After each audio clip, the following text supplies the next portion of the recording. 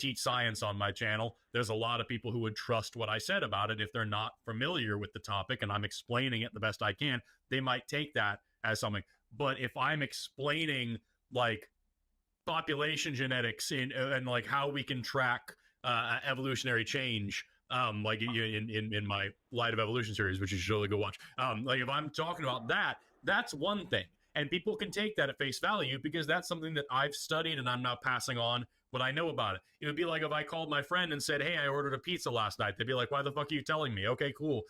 That's a claim. They don't need evidence for it besides me telling them. If they really want to know, they might go crack open a biology book and fact check what I'm saying. They might look for the receipt of the pizza that I bought, whatever.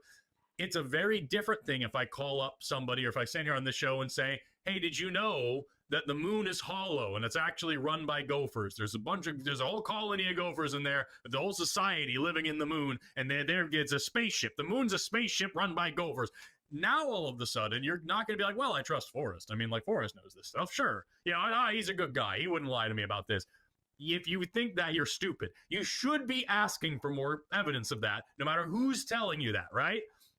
So when you're telling me like, well, there's some things you don't really need proof for, and testimony kind of works sometimes, right?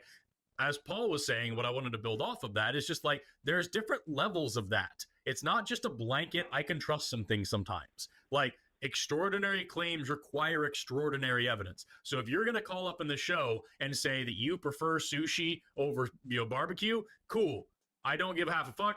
I'll take your word for it. But if you're going to call on the show and say there's a reason to believe in a God, I need a lot more than your personal testimony. And I need a lot. I do need scientific evidence for that. Like that's not just something to just believe. That's a very big, expensive claim.